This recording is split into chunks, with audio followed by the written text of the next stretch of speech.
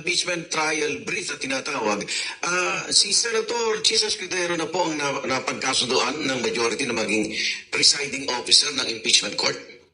As of yesterday morning, yan ang consensus, pero hindi pa namin formal Hindi pa. na pag-uusapan. I-elect kasi namin yan sa July 6 eh. Kasi usapin ng impeachment court yan, hindi namin pwedeng italakay yan sa plenaryo ng Senado. So yun ang napagkasunduan. Ang pinagpipilan actually, dalawa lang naman abogado sa aming block, Senator Kiko at saka Senator Cheese. Okay. So yun ang pinagpipilan parang ngayon. At si Senate President Sherwin mismo nagparopana na kumuha na lang tayo ng abogado. Kaya nga namin inamend yung rules na pwede kami mag-elect ng presiding officer. At titingnan namin kung po pwedeng talagaring kami ng isang impeachment manager. So yun ang pwede namang para mag-quarterback ba na kung overwhelming yung sa presiding officer. Pero merong nag-assist sa floor. Okay. Parang siya yung conductor sa floor, ika nga. Parang majority leader. So, kaya lang din namin yun. So, nasa rules yun sa namin ibigay either sa kanya o kay Senator Kiko kung sino man yung sa kanila ma-designate na presiding officer. Pero alam mo yung presiding officer, it's just one vote eh. Okay. It can be overruled by the 23 or kung ilan man yung nasa floor ng mga senator judges. Each one of us, para yung rights namin eh. Para kami senator judges. Presiding lang yun. Para sa yung bigay ng direksyon, parang gano'n. Parang hindi man magdikta, no? Para sa yung mag-maintain ng orderliness. Pero, siya yung mag-rule. So, pwede lang namin i-object at i-overrule. Okay. So, walang danger daw sinasabi kasi ng iba na baka hindi tanggapin yung ibang mga ebidensya or kung ano man. Wala naman. Misplaced. Kasi sabi ko nga, isa lang siya sa 24 o 22 sa judges. Okay. Ito pong kahapon din, may mga niraise po si Senator Marcoleta tungkol Commission on Appointments. sa Commission on Appointments. Tungkol po doon sa mga general. Ano ba yung nakikita niyo doon? Meron ba talagang basihan? Wala. Pinipilit lang. Alam mo, kilala naman natin siya eh. Basta maipilit yung kanya, yun ang tama. Ayaw niya makinig ng explanation, ayaw niya makinig ng reason. Ang nakakatawa pa, kasi noong nag-manifest ako, dahil gusto ko nang ilahad yung parang for clarity, hindi ba? Dahil sinasabi niya nga, nagsinindi kami.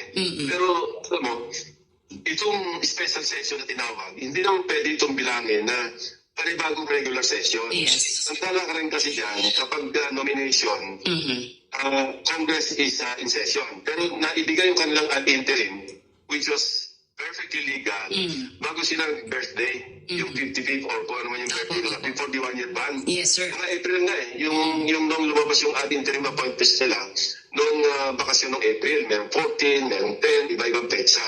So hindi sila asako, pinipilit niya na ito na panibagong session. At sinasabi niya, assumption daw yung sa akin, na continuation. Ano yung sa kanya, di ba? Assumption din yun. Okay, so at least debatable, at the very least debatable. Pero meron nagtanong na kami sa Senate Secretary, sa Secretary ng Commission on Appointments, na continuation nga, pinakita rin ni Congressman Marcy Teodoro na merong jurisprudence. Ayaw niya pa rin tanggapin. Pero yun pala, hindi naman siya nag-object. Ngayon, habang nag-express siya ng objection niya, nag-suggest si Senator Subiri. Sabi niya, kausapin ko na lang. Sabi niya, kakaawan naman itong mga opisyal na matagal na nakabinti. Mawawala yung isang estrella sa balikat nila kung ito'y hindi natin mako-confirm. So, binausap niya, alam mo yung condition niya? Gusto niya, hindi raw siya mag-object, basta i-withdraw ko rin yung manifestation. Gusto niya, hilo. Gusto niya, ego yun eh. Para na napakita niya na inabit yung mali yung aking manifestation. Pinag-withdraw niya ako, sabi niya, dapat ko ano siya, hilo, hindi ko gagawin yan. Ego lang yan. Hindi ako mag-play sa ego niya. Okay. So, gusto niya mag-object siya, mag-divide kami ng house. And then we research the rules of the CA. Kasi ang worry namin, o sa committee, wala siya magagawa kasi nag-object siya, may motion, divide the house, sigurado matatalo siya.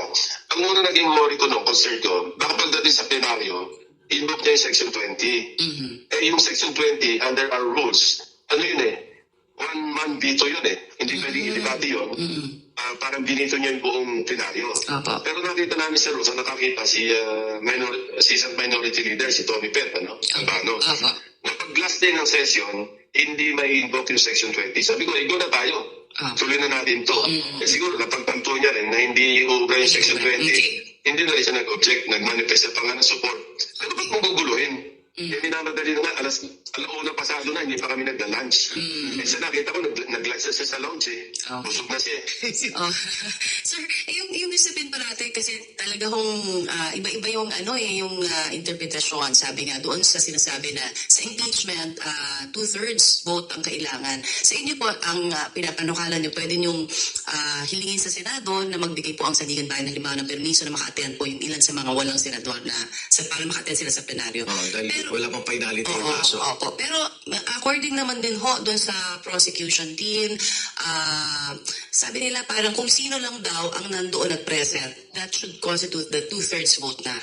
Ano ho ang inyo? Totoo yun. Opo. Totoo yun. Kung sino lang present, hindi, yung sa kwenta iba yun, ano? Yung sa base number, wag mo na doon. Kung sino yung present, yun ang pwede mag-participate. Okay. Pero yung base number po. Sa bilang naman ng 2/3, Opo. debatable yun. Yan, Kung maliwanag sa konstitusyon na 2/3 of all members, pag sinabi mo all members, 24 yun. Now, Okay. for practical necessity, kung halimbawa, hypothetical ito, ano? Dinidiscuss kasi namin to sa pagka yung kami-kami nag-meet. Halimbawang siyang lahat ang nakakulong. No? At hindi pinayagan ng korte na maka-attend at makaboto. So parang formality na lamang na acquittal. So, anong saysay ng impeachment trial? Opo. So yun, itatalakayin namin yun habang nagpo-progress yung impeachment trial. Opo. At sigurado to, malamang ito, most likely, i-release ito ng prosecution Aha. na magmo-motion sila na yung bilang ng 2/3 should be based on what you stated earlier, Tony. Yes, sir. Na i-base na lang doon sa Kung sino na present o yung available to attend. Yes, sir. Now, in the case of Senator Jinggoy, dahil yung kanyang suspension order na nilabas ng Sandigan Bayan, Release eh. meron doon caveat na parang suspended siya. Sinama yung any other office na Hindi talaga hinuhold pwede. niya and hereafter i-hold niya, kasama sa suspension. Oh. Kasi kung suspension niya lamang, bilang isang senador na nagpapangsyon na nagsasagawa ng legislative function, iba yung entity, iba yung identity ng impeachment court. Okay. Pero may mga thinking din, mga legal opinion na dinidirect naman nila yung pagiging senator judge from being a senator. Aha. So, debatable din yun. But water under the bridge, kasi nga, suspendido na siya and hindi siya makapag-function at least for the 90-day period ng suspension niya unless may lumabas pa siyang ibang suspension sa ibang kaso naman. Kasi ang sabot ng suspension, anti-graft at saka yung plunder, di ba? Mga related crimes. Kasi si Senator De Lima noon, Senator Villanes, hindi naman sila na-suspend. Dahil ang kanilang kaso, illegal drugs at saka rebellion. So, hindi kasama sa batas yung pagka yung may kaso ka na sa Sandigan Bayan na trial, merong siyang nakalagay na shall be suspended, meaning self-executory. Aha.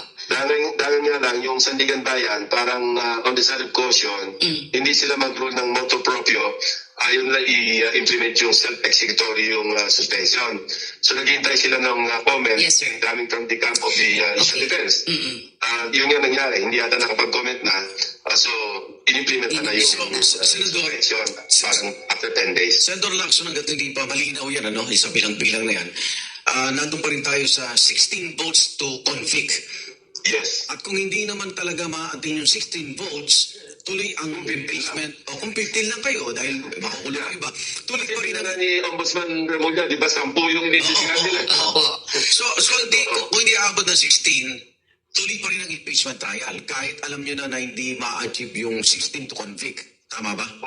Yes, nandun yung absurdity. Ano sa isa na impeachment trial kung 15 lang yung senator judges na present at pwede bumoto? Ano sa isa? Oo. Sabi ko nga, formality nila, acquittal, bakit pa tayo magta-trial? So, dyan dapat mag-intervene ang Korte Suprema. Kung i-re-raise, halimbawang kami, may nag-motion at the proper time, yung parang submitted na for decision lahat. Magmo-motion ngayon at malamang gawin ito ng prosecution na, teka, galawin natin yung numero. Whether it's 15 or 16 or 17 or 19, ang senador na nandun, pwede sila mag-motion sa impeachment court. So gagawa kami na ruling. Kung ang ruling namin is, sige, dahil parang for practical reasons, igalaw natin yung base number. Ang maging base number na lamang is 20. Mababasan ngayon yung 2/3, di ba? Okay. So sigurado naman yan, i-re-raise yan ng defense sa Korte Suprema. Now, first question, pakikialaman ba ng Korte Suprema ang impeachment court? Remember, sui generis ng impeachment court. Ang decision nga ng impeachment court, unappealable, final. Di ba nandiyan yan eh?